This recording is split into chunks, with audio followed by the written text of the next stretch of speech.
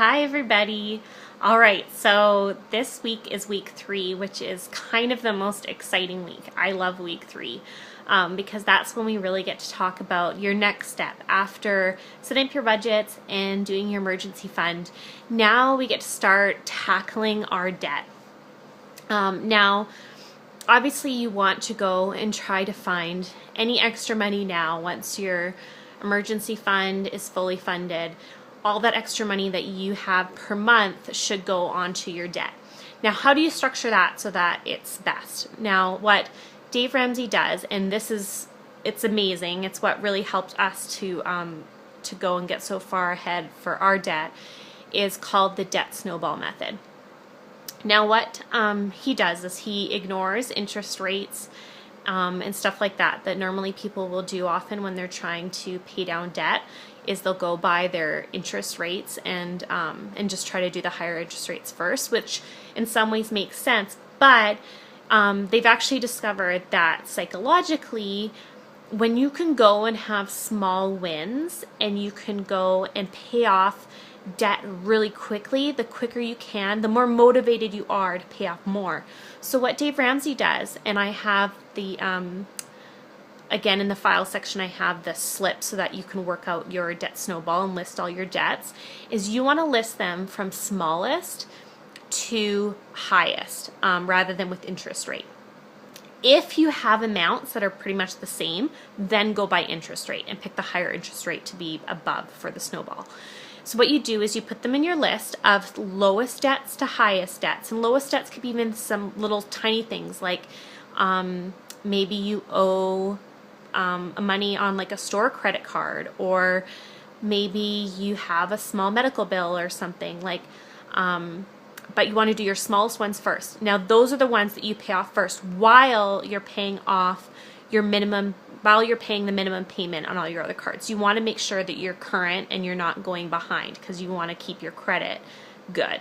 So you have to still be maintaining minimum payments on all of your cards. Now what happens is you set aside a certain amount per month that you can do and you put it on that smallest debt.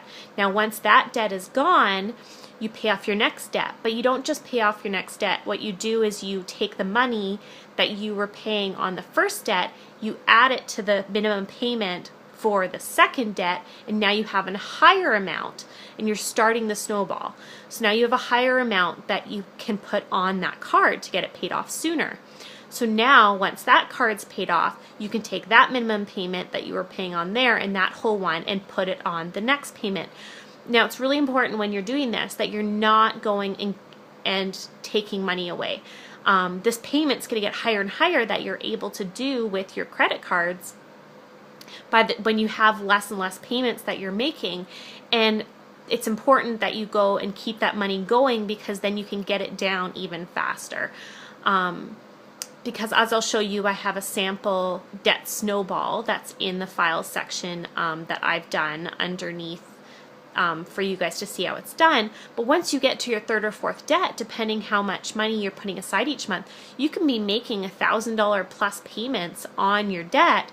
And then all of a sudden, you know, a credit card that was, you know, $5,000 is all of a sudden paid off in 5 months instead of years, because you've done those little debts first, and now you have a large sum that you can start putting on those bigger debts.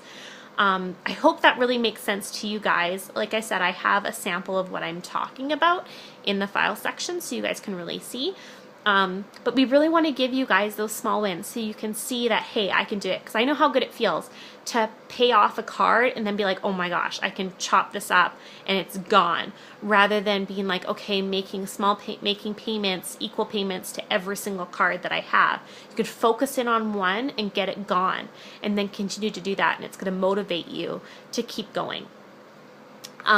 So yeah, I hope that makes perfect sense to all of you.